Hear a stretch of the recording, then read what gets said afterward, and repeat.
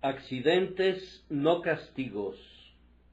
En este mismo tiempo estaban allí algunos que le contaban acerca de los Galileos, cuya sangre Pilato había mezclado con los sacrificios de ellos.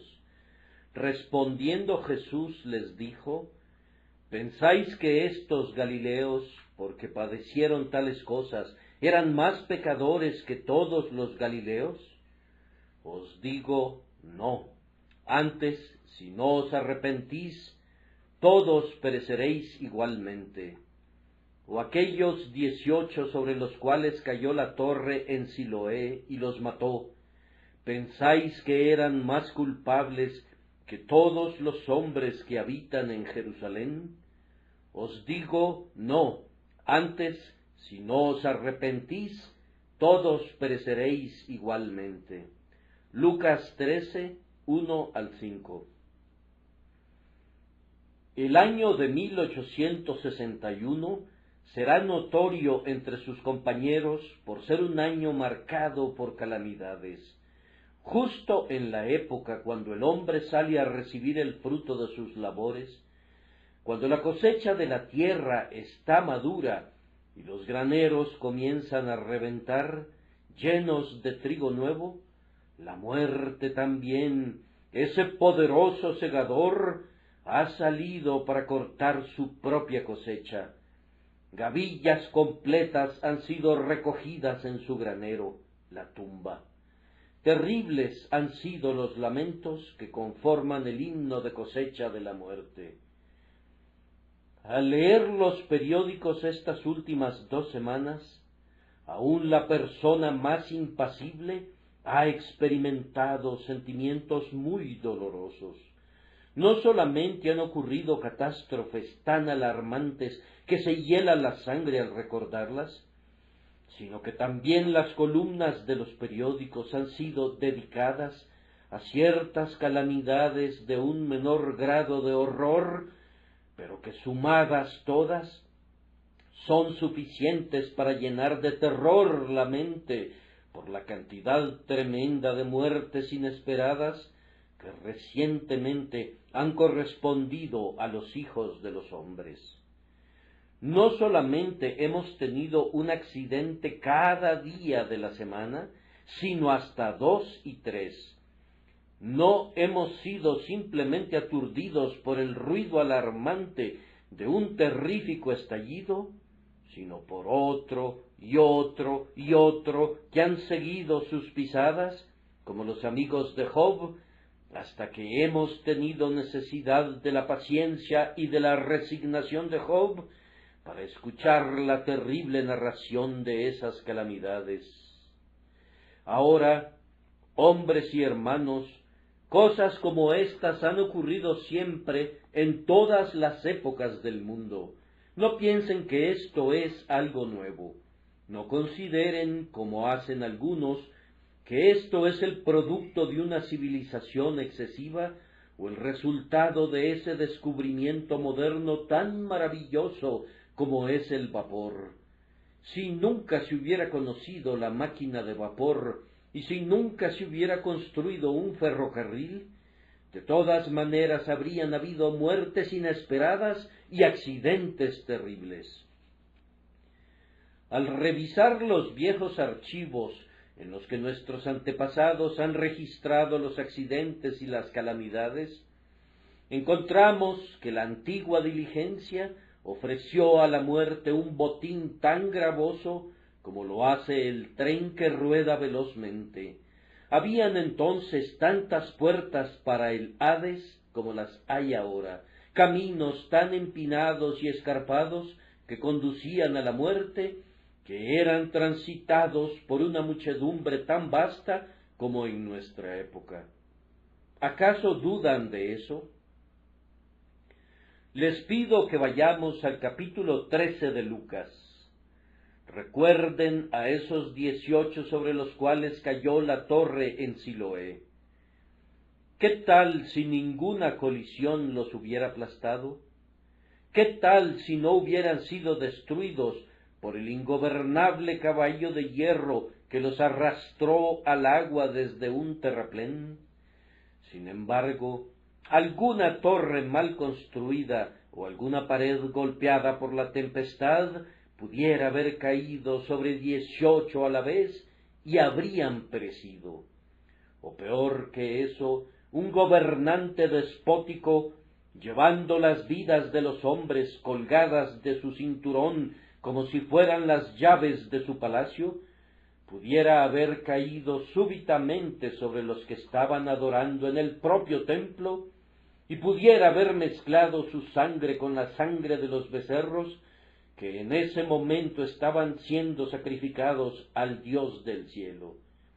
No piensen, entonces, que esta es una época en la que Dios está tratando más duramente con nosotros que antes.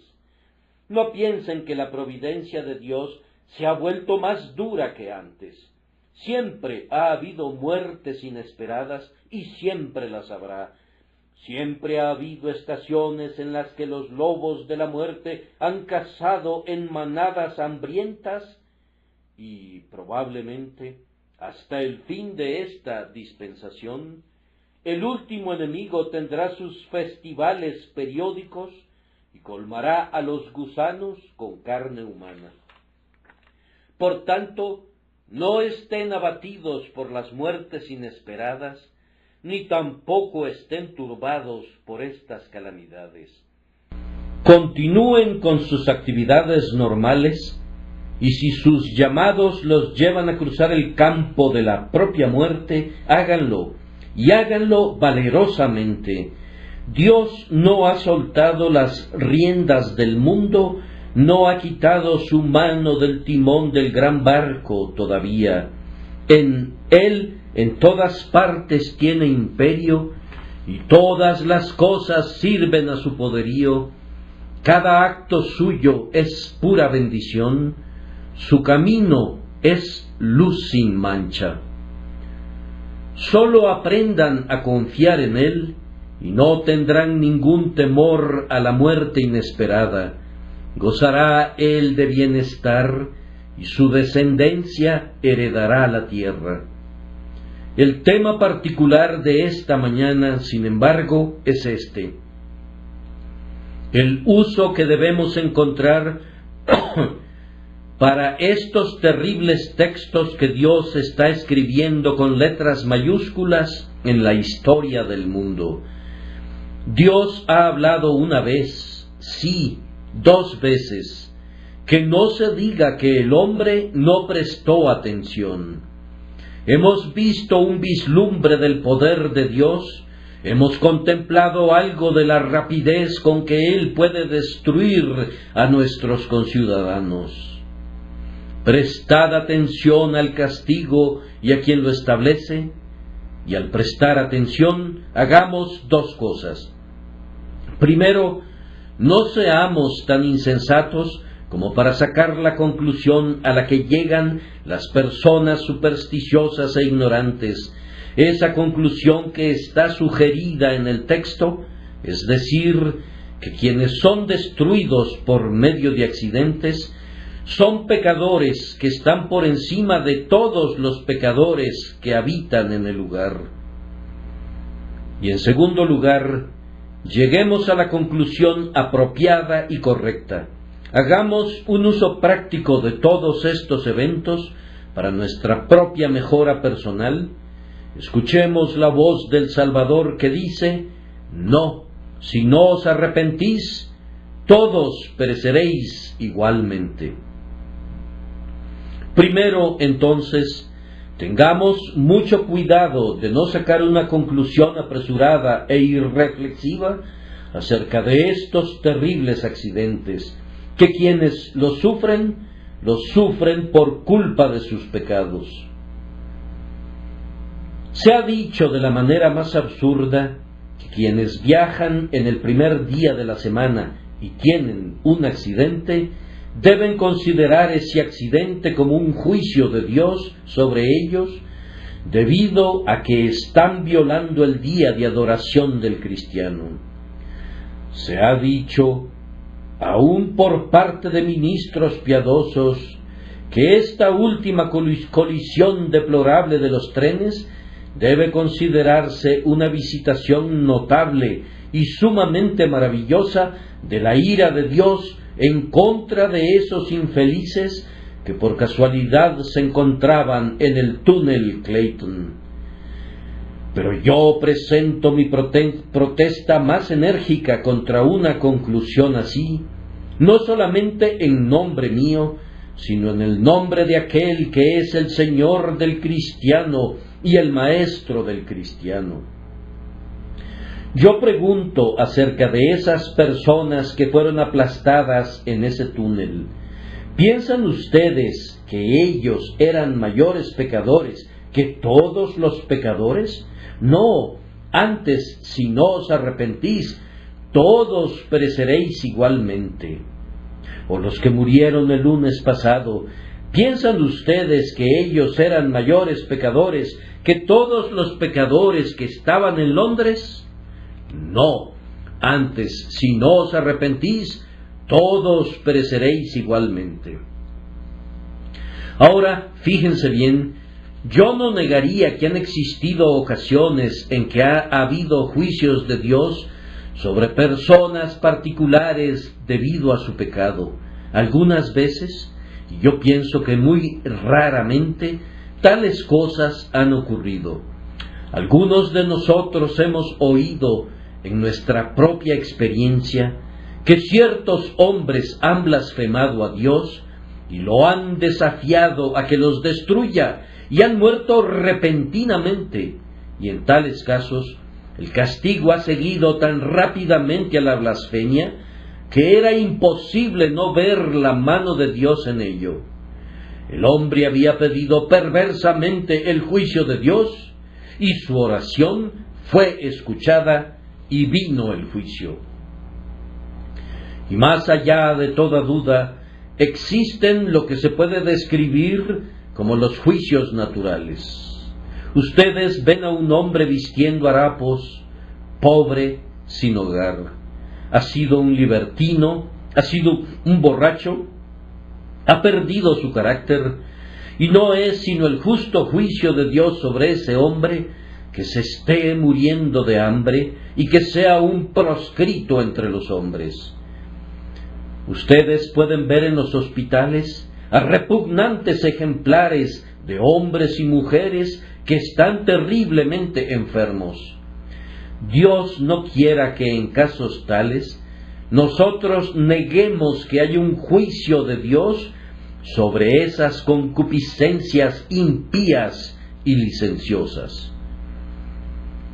Y lo mismo puede decirse en muchos casos donde hay un vínculo tan claro entre el pecado y el castigo que hasta los hombres más ciegos pueden discernir que Dios ha convertido a la miseria en la hija del pecado.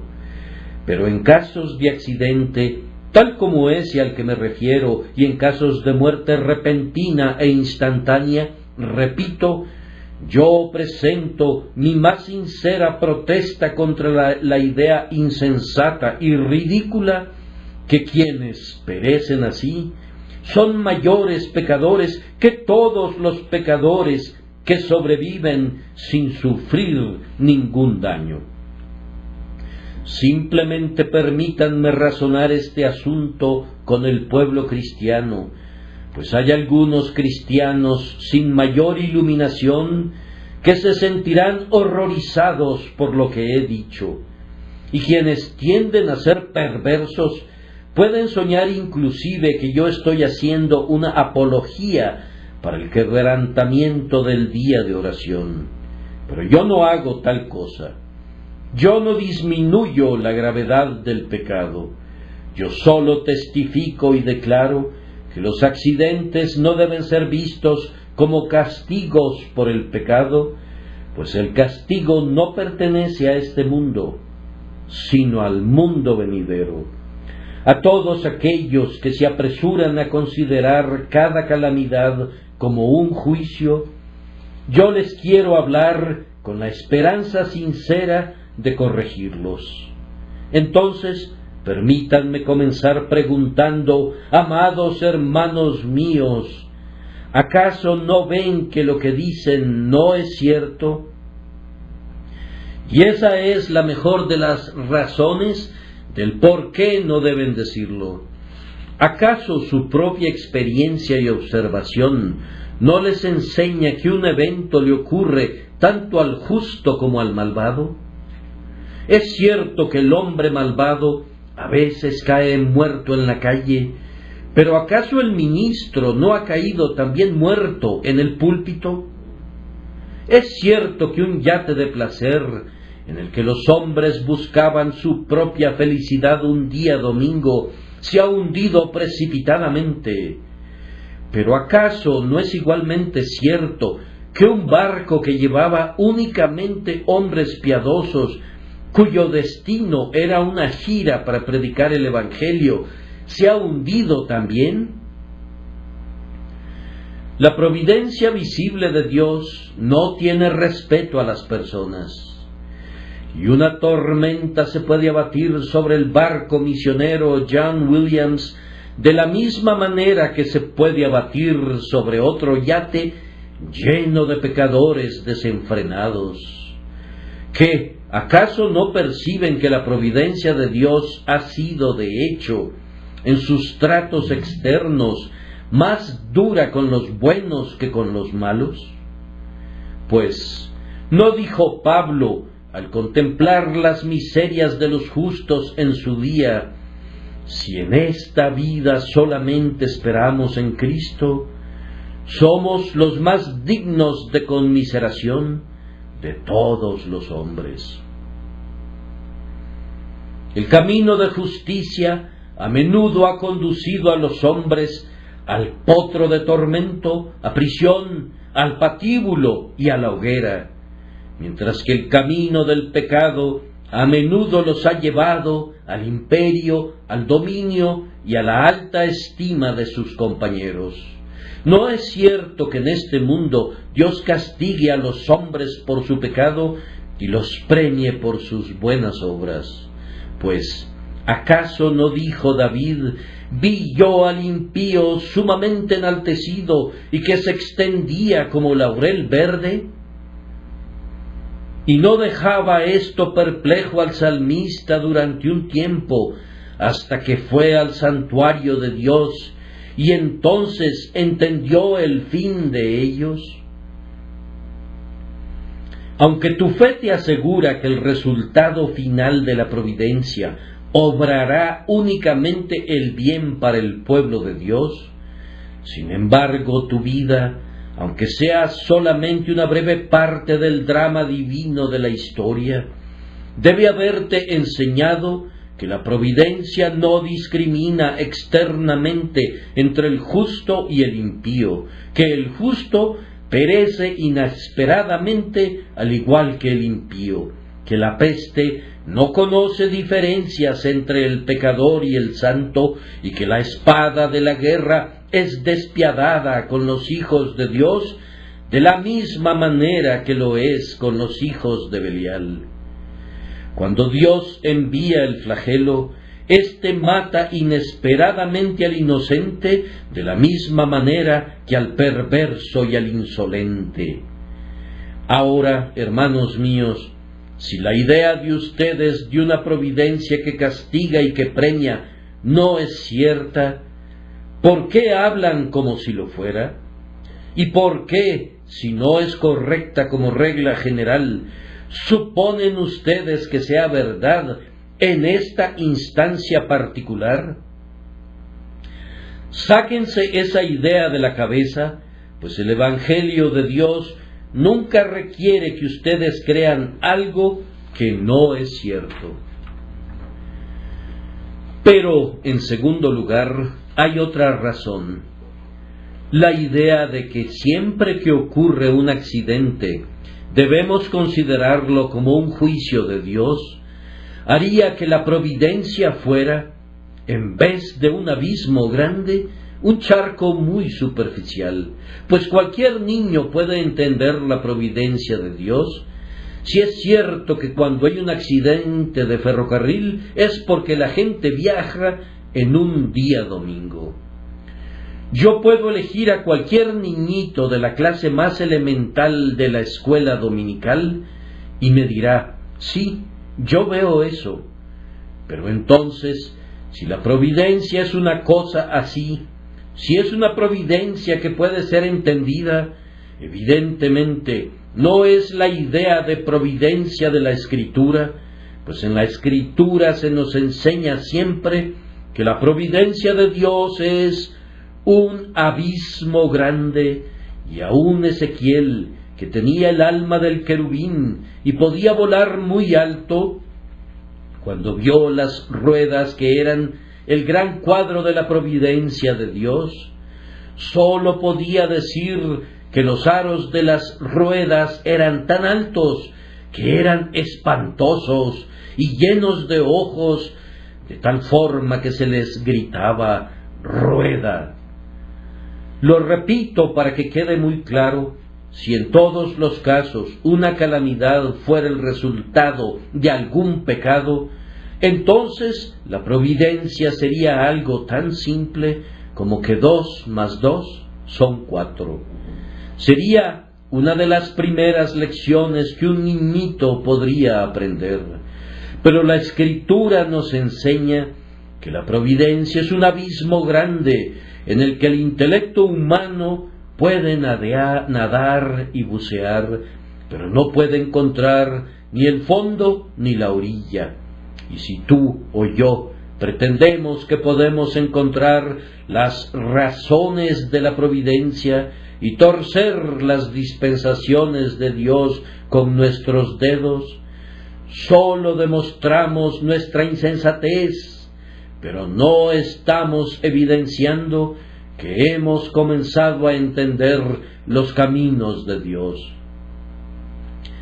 Pues miren, señores, supongan por un momento que se está llevando a cabo una grandiosa representación de una obra teatral y que ustedes se entrometen en la obra y ven a un actor en el escenario por un instante y dicen, sí, yo entiendo la obra. ¡Qué tontos serían! ¿Acaso no saben que las grandes transacciones de la providencia comenzaron hace cerca de 6,000 años? Y ustedes vinieron a este mundo hace 30 o 40 años y han visto a un actor en escena y ustedes dicen que ya entienden la obra. Bah, no la entienden, apenas han comenzado a conocer. Únicamente Él conoce el fin desde el principio. Únicamente Él entiende cuáles son los grandes resultados y cuál es la grandiosa razón por la que el mundo fue hecho y por la que Él permite que ocurra tanto el bien como el mal. No piensen que ustedes conocen los caminos de Dios. Equivale a degradar la providencia y bajar a Dios al nivel de los hombres cuando pretenden que pueden entender estas calamidades y descubrir los designios secretos de la sabiduría. Pero a continuación, ¿no perciben que una idea así alentaría el fariseísmo? Estas personas que murieron aplastadas o calcinadas o destruidas bajo las ruedas de los vagones del ferrocarril eran peores pecadores que nosotros. Muy bien, entonces nosotros debemos ser unas personas excelentes. ¡Qué excelentes ejemplos de virtud! Nosotros no hacemos las cosas que ellos hacen y por tanto Dios nos facilita todas las cosas. En la medida en que hemos viajado algunos de nosotros cada día de la semana y nunca hemos sido hechos pedazos, sobre esta suposición podemos catalogarnos como favoritos de la deidad. Y entonces, ¿no ven, hermanos, que nuestra seguridad sería un argumento para hacernos cristianos? Que hayamos viajado en un tren con seguridad sería un argumento que somos regenerados, pero yo nunca he leído en las Escrituras. Nosotros sabemos que hemos pasado de muerte a vida porque hemos viajado de Londres a Brighton sin ningún problema 2 veces al día. Nunca he encontrado ningún versículo que se parezca a esto. Y sin embargo, si fuera cierto que los peores pecadores sufren los accidentes, se derivaría como un opuesto natural a esa proposición que quienes no sufren accidentes deben ser personas muy buenas. ¿Y qué nociones farisaicas engendramos y nutrimos de esta manera? Pero yo no puedo tolerar esta insensatez ni por un instante. Cuando contemplo por un momento los pobres cuerpos mutilados de quienes han sido sacrificados tan inesperadamente, mis ojos se llenan de lágrimas, pero mi corazón no se vanagloria, ni mis labios acusan. Lejos de mí esa expresión llena de orgullo. Dios, te doy gracias porque no soy como los otros hombres. No, ese no es el espíritu de Cristo, ni el espíritu del cristianismo. Aunque podemos agradecer a Dios porque somos preservados, sin embargo, podemos decir, por la misericordia de Jehová, no hemos sido consumidos, y nosotros debemos atribuirlo a su gracia y únicamente a su gracia. Pero no podemos creer que había algo mejor en nosotros, porque hemos sido preservados vivos estando la muerte tan cerca. Es únicamente porque Él ha tenido misericordia y ha sido muy paciente para con nosotros, no queriendo que perezcamos, sino que nos arrepintamos, que nos ha preservado de esta manera para que no descendamos a la tumba, y nos ha mantenido la vida, preservándonos de la muerte. Y luego, permítanme comentar que la suposición contra la cual estoy contendiendo seriamente es muy cruel y dura, pues si este fuera el caso, que todas las personas que así se encuentran con la muerte de una manera extraordinaria y terrible son mayores pecadores que los demás, ¿no sería un golpe aplastante para los afligidos sobrevivientes? Y no es poco generoso de nuestra parte consentir en esa idea, a menos que seamos forzados a aceptarla como una terrible verdad por razones que no pueden responderse. Ahora yo los reto a que la susurren al oído de la viuda. Vayan a su casa y díganle: su esposo era peor pecador que el resto de los hombres, por eso murió.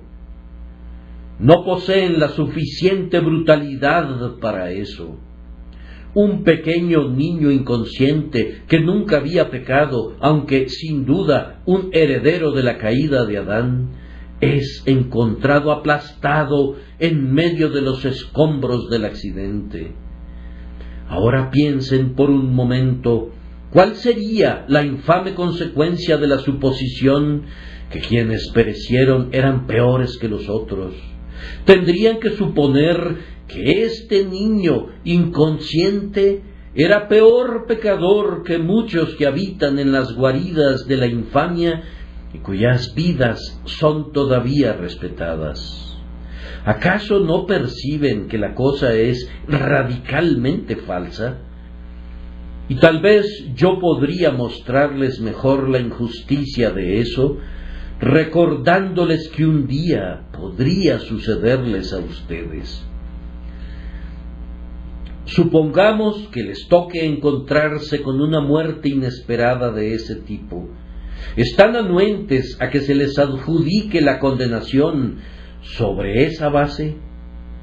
Un incidente así puede ocurrir en la casa de Dios. Permítanme recordar lo que ocurrió una vez que estábamos congregados. Puedo afirmar con un corazón puro que no nos reunimos con ningún otro objetivo sino el de servir a Dios. Y este ministro no tenía ninguna meta al ir a ese lugar, excepto el de congregar a muchos que de otra manera no habrían tenido la oportunidad de escuchar su voz. Y sin embargo, hubo funerales como resultado de un esfuerzo santo, pues todavía declaramos que fue un esfuerzo santo y la bendición de Dios lo ha demostrado. Hubo muertes y muertes entre el pueblo de Dios. Estaba a punto de decir que estoy contento que fue en el pueblo de Dios más que en los otros. Un terror tremendo se apoderó de la congregación y la gente huyó. ¿Y no ven que si los accidentes deben ser considerados como juicios, entonces es una conclusión sana que nosotros estábamos pecando al estar allí? Esa es una insinuación que nuestras conciencias repudian categóricamente. Sin embargo, si esa lógica fuera verdadera, es tan cierta contra nosotros como lo es contra otros, y en la medida que ustedes repelerían con indignación la acusación que algunos fueron heridos o golpeados debido al pecado, estando allí para adorar a Dios, lo que repelen para ustedes, lo repelen para otros, y no quieren ser parte de la acusación que es presentada en contra de quienes han sido destruidos durante las últimas 2 semanas, que perecieron por causa de cualquier gran pecado. Aquí anticipo el clamor de personas prudentes y celosas que tiemblan por el arca de Dios y la quieren tocar con la mano de Usa. Bien, dirá alguno, pero nosotros no debemos hablar así, pues es una superstición muy útil, pues habrán muchas personas que ya no viajarán los domingos debido al accidente, y por lo tanto debemos decirles que quienes perecieron debido a que viajaron en domingo. Hermanos, yo no diría una mentira para salvar un alma, y esto sería decir mentiras, pues no es verdad. Yo haría cualquier cosa para parar el trabajo de los domingos y el pecado, pero no fraguaría una falsedad aún para lograr eso. Esas personas podrían haber fallecido un lunes, al igual que un domingo. Dios no da una inmunidad especial algún día de la semana, y los accidentes pueden ocurrir en cualquier momento, y es solamente un fraude piadoso cuando buscamos jugar así con la superstición de los hombres por la causa de Cristo. El sacerdote de la Iglesia Católica puede consistentemente usar un argumento así, pero un cristiano honesto que cree que la religión de Cristo puede cuidarse a sí misma sin necesidad de decir falsedades, desdeña hacer eso. Estos hombres no perecieron porque viajaron un día domingo. Que sirva de testigo el hecho que otros perecieron un día lunes cuando andaban en misión de misericordia. Yo no sé por qué razón o por qué motivo Dios envió el accidente. Dios no quiera que nosotros ofrezcamos nuestra propia razón cuando Dios no nos ha dado su razón, pero no nos es permitido convertir la superstición de los hombres en un instrumento para hacer avanzar la gloria de Dios. Ustedes saben que entre los protestantes existen muchos fanatismos papales. Conozco a personas que aprueban el bautismo infantil argumentando, bien, no hace ningún daño, y hay muy buenas intenciones en él, y puede hacer mucho bien, y aún la confirmación puede resultar de bendición para algunas personas, y por lo tanto no hablemos en contra de eso. A mí no me concierne si este tema hace daño o no. Todo lo que me importa es si es correcto, si es escritural, si es verdadero, y si la verdad perjudica, que es una suposición que no podemos aceptar de ninguna manera, ese perjuicio no estará a nuestra puerta. No tenemos otro deber que decir la verdad, aunque los cielos se caigan. Lo repito otra vez, que cualquier avance del Evangelio que se deba a la superstición de los hombres es un avance falso, y muy pronto se volverá en contra de las personas que usan esa arma no consagrada. Nosotros tenemos una religión que apela al juicio del hombre y al sentido común, y cuando no podemos avanzar con eso, yo no acepto que debamos proseguir utilizando otros métodos. Y hermanos, si hay alguna persona que quiere endurecer su corazón y decir, pues bien, yo estoy tan seguro en un día como en cualquier otro, lo que es muy cierto, yo debo responderle, el pecado de que hagas tal uso como el que haces de una verdad, debe yacer a tu puerta, no a la mía. Pero si yo pudiera evitar que violes el día de descanso del cristiano, poniéndote enfrente una hipótesis supersticiosa, no lo haría, pues me parece que aunque te logre mantener alejado de ese pecado por un poco tiempo, muy pronto te volverías demasiado inteligente para ser engañado por mí, y luego me llegarías a considerar como un sacerdote que ha jugado con tus temores en lugar de apelar a tu juicio. Oh, ya es tiempo que sepamos que nuestro cristianismo no es una cosa débil y temblorosa que apela a los pequeños temores supersticiosos de mentes ignorantes y tenebrosas. Es algo valiente, que ama la luz y que no necesita de fraudes santificados para su defensa. Sí, crítico, enfoca tu linterna hacia nosotros y que brille en nuestros propios ojos. Nosotros no tenemos miedo. La verdad es poderosa y puede prevalecer, y si no puede prevalecer a la luz del día, no tenemos ningún deseo que el sol se ponga para darle una oportunidad. Yo creo que ha brotado mucha infidelidad del muy natural deseo de algunos cristianos de aprovecharse de errores comunes. Oh, han dicho, este error popular es muy bueno, mantiene a la gente en la posición correcta, vamos a perpetuar este error, pues evidentemente hace mucho bien. Y luego, cuando el error ha sido descubierto, los infieles han dicho, oh, ahora vean que estos cristianos han sido descubiertos en sus estratagemas. No tengamos ningún truco, hermanos. No les hablemos a los hombres como si fueran niños que pueden ser amedrentados por historias de fantasmas y de brujas. El hecho es que este no es el tiempo de retribución, y es peor que inútil que nosotros enseñemos que lo es. Y ahora, por último, y ya voy a pasar a otro punto, ¿acaso no perciben que esta suposición, que no es cristiana ni escritural, que cuando los hombres se encuentran inesperadamente con la muerte, es resultado del pecado, roba al cristiano uno de sus argumentos más nobles para la inmortalidad del alma?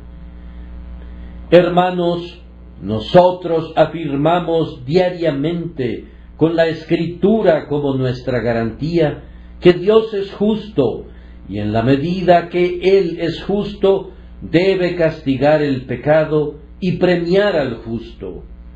Manifiestamente Él no lo hace en este mundo. Un mismo evento les ocurre a ambos.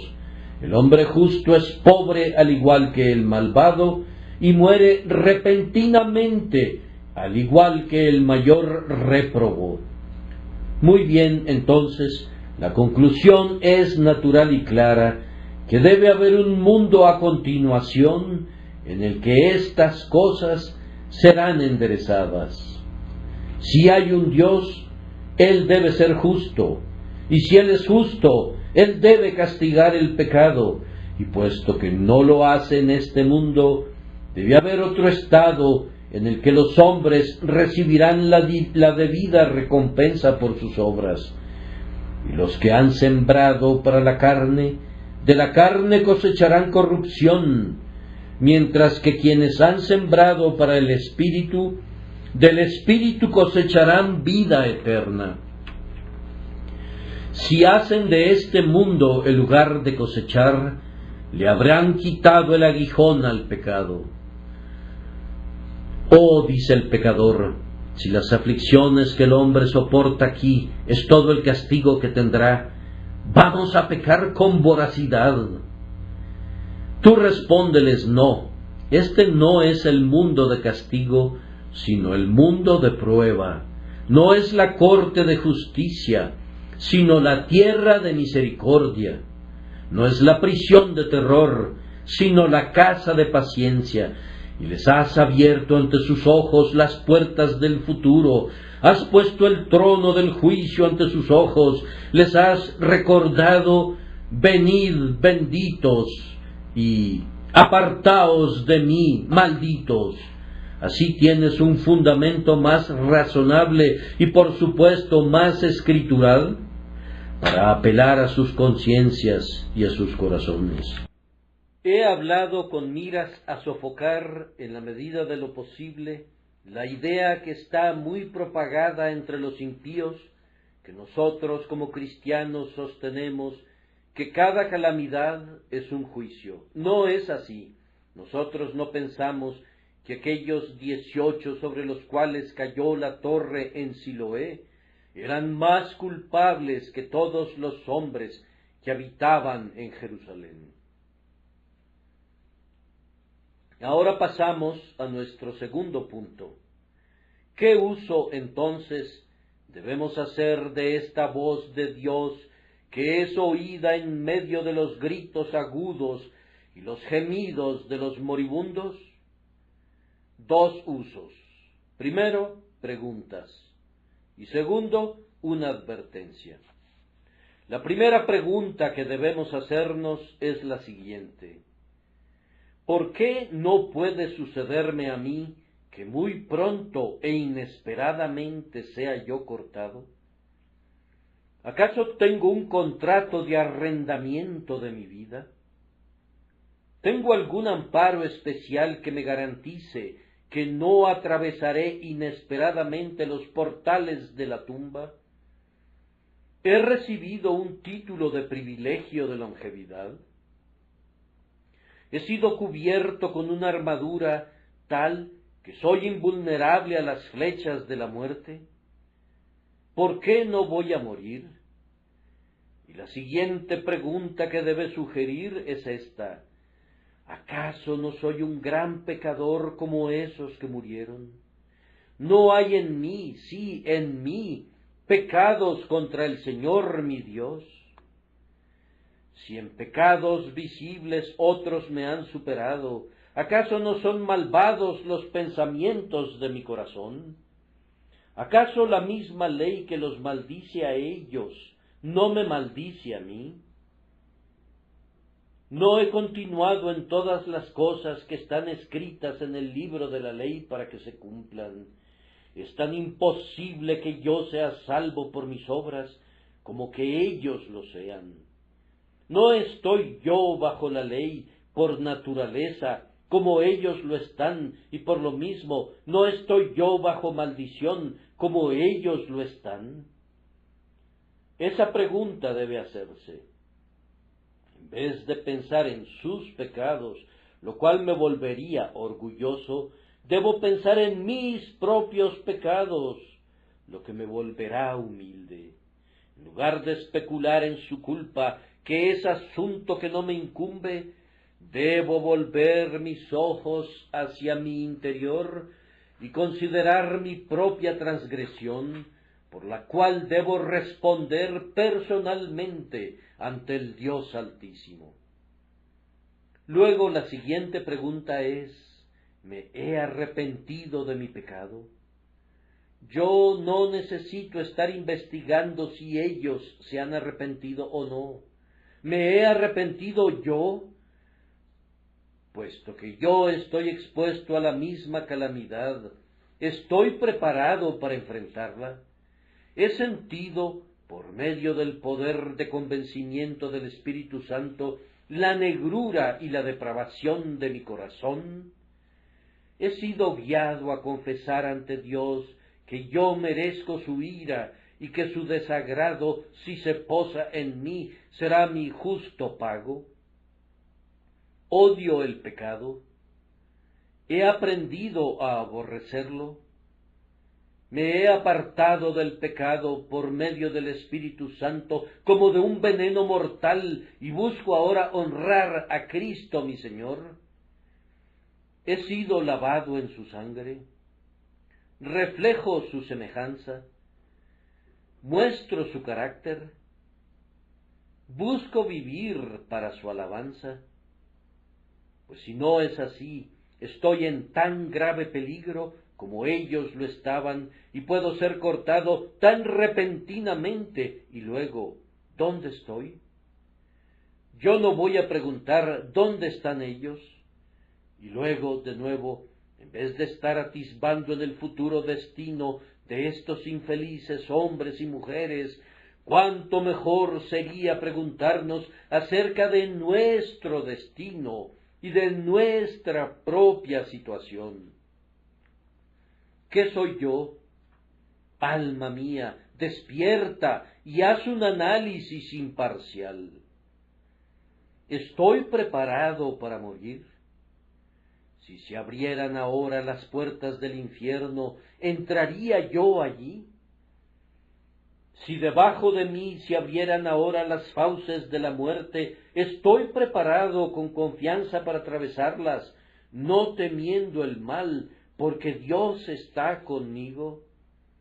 Este es el uso correcto que podemos hacer de estos accidentes. Esta es la manera más sabia de aplicar los juicios de Dios a nosotros mismos y a nuestra propia condición. Oh señores, Dios ha hablado a cada hombre de Londres durante estas últimas 2 semanas. Él me ha hablado a mí. Él les ha hablado a ustedes, hombres, mujeres y niños. La voz de Dios ha sonado desde el oscuro túnel, ha hablado desde la puesta del sol y la deslumbrante hoguera alrededor de la cual yacen los cadáveres de hombres y mujeres. Y Él les ha dicho: por tanto, también vosotros estad preparados, porque el Hijo del Hombre vendrá a la hora que no pensáis.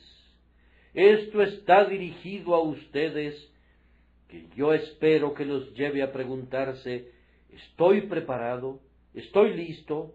¿Estoy dispuesto a enfrentar a mi juez y escuchar la sentencia pronunciada sobre mi alma? Cuando hayamos usado la voz de Dios para preguntarnos de esta manera, permítanme recordarles que debemos usarla también como una advertencia. Todos pereceréis igualmente. No, dirá alguien, no igualmente. No todos seremos aplastados. Muchos de nosotros moriremos en nuestras camas. No todos moriremos quemados. Muchos de nosotros cerraremos tranquilamente nuestros ojos. Ay, pero el texto dice: todos pereceréis igualmente. Y déjenme recordarles que algunos de ustedes pueden perecer de una manera idéntica, No tienen ninguna razón para creer que ustedes no pueden ser cortados inesperadamente mientras caminan por las calles.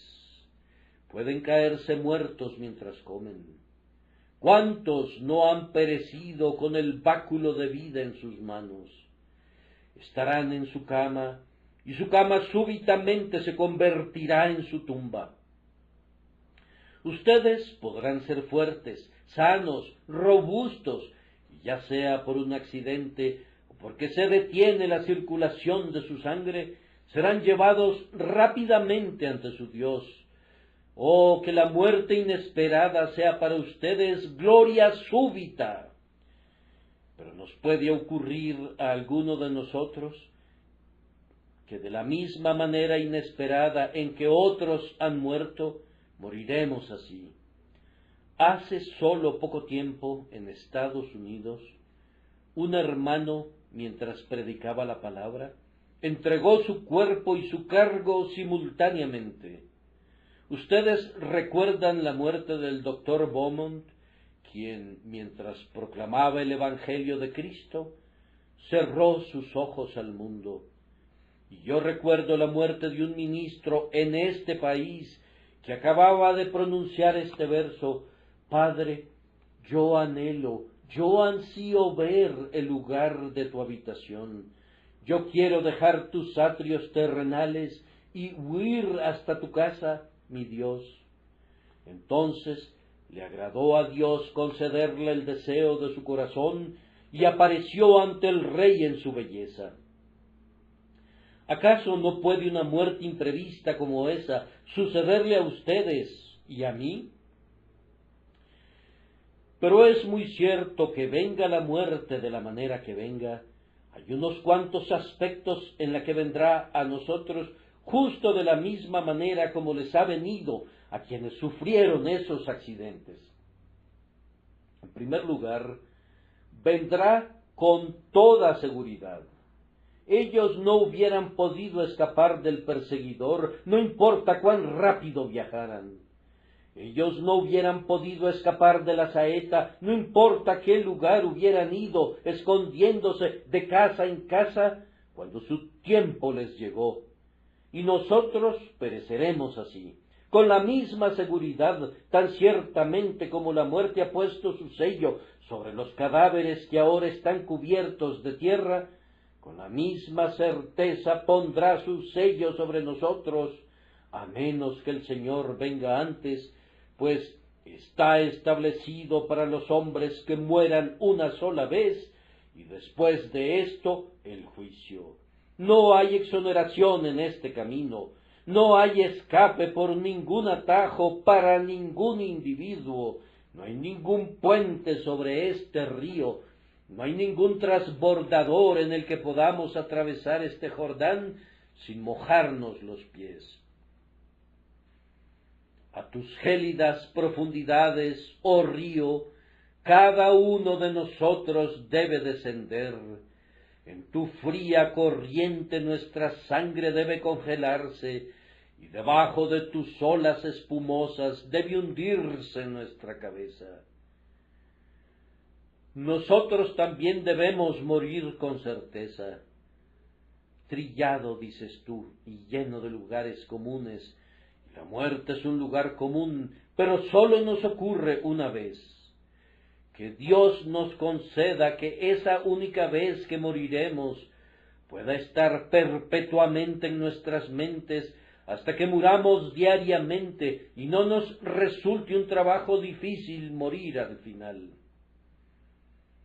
Bien, entonces, como la muerte les llega a ellos y a nosotros con certeza, así vendrá tanto a ellos como a nosotros, poderosa e irresistiblemente.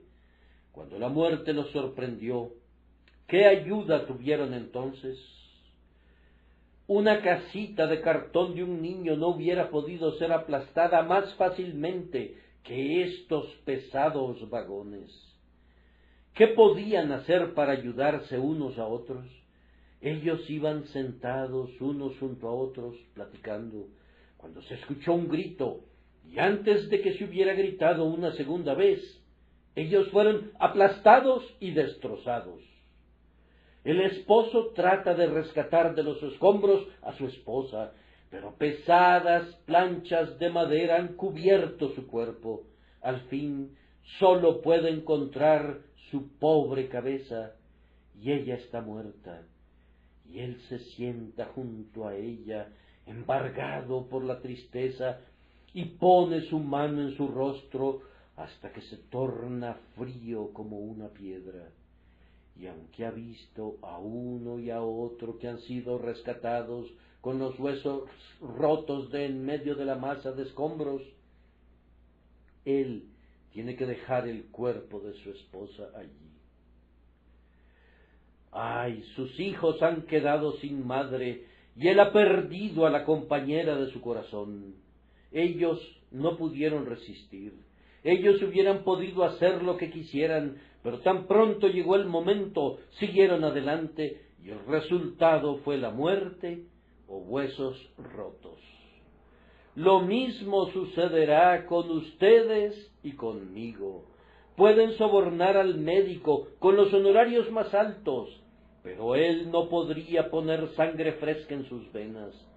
Pueden pagarle grandes cantidades de oro, pero él no podría lograr que el pulso diera otro latido.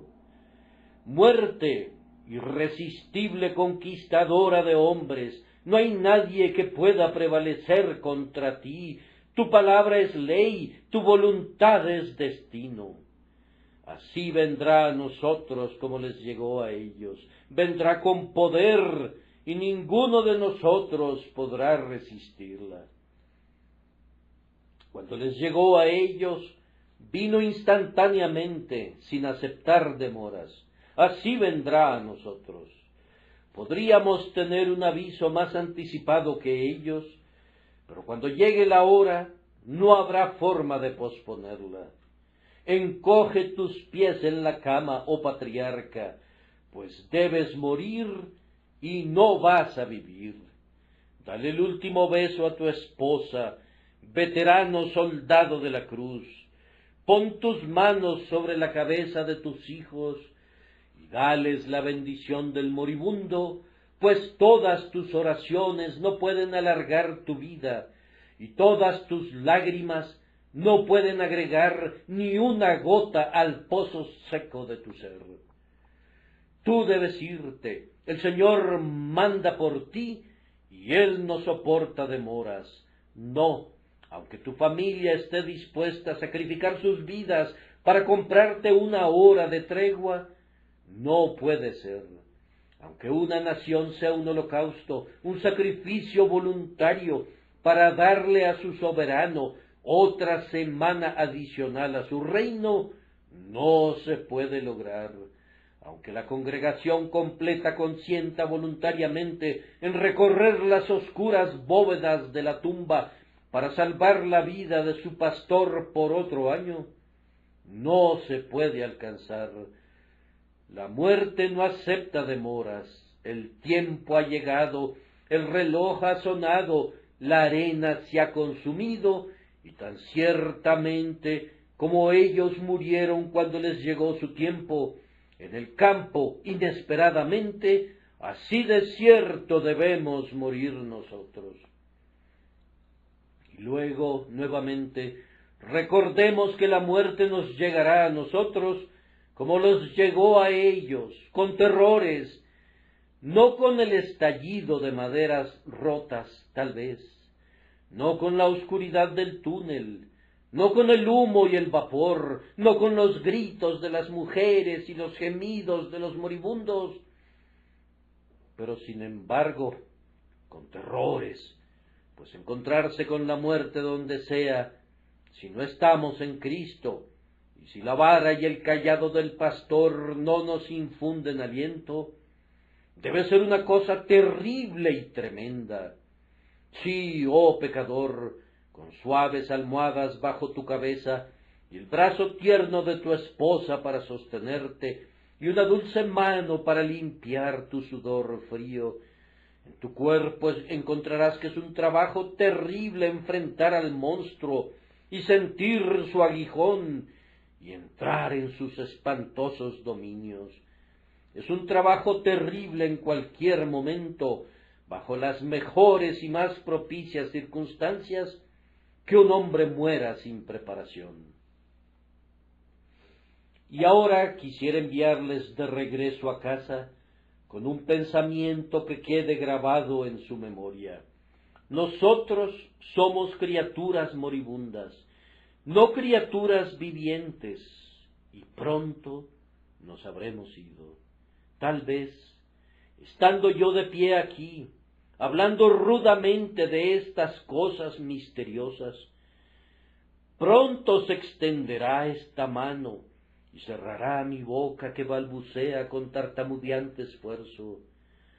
Poder supremo, oh Rey eterno, ven cuando quieras, oh, pero nunca vengas en una hora desperdiciada, que me encuentres en elevada meditación, cantando himnos a mi grandioso Creador, haciendo obras de misericordia a los pobres y a los necesitados, o cargando en mis brazos a los pobres y a los necesitados del rebaño, o solazando al desconsolado, o tocando el sonido de la trompeta del Evangelio a los oídos de las almas sordas que están pereciendo. Entonces, ven cuando tú quieras. Si tú estás conmigo en vida, no temeré encontrarte en la muerte. Pero, oh, que mi alma esté lista con su vestido de bodas, con su lámpara preparada y su luz encendida, lista para ver a su Señor y entrar en el gozo de su Dios.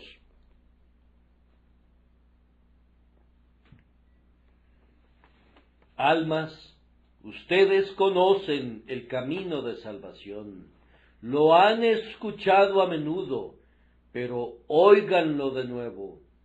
El que cree en el Señor Jesús tiene vida eterna. El que creyere y fuere bautizado será salvo, mas el que no creyere será condenado. Cree en tu corazón y confiesa con tu boca. Que el Espíritu Santo les dé gracia para hacer ambas cosas, y habiéndolo hecho, puedan decir: ven muerte, con una congregación celestial, para llevarse mi alma.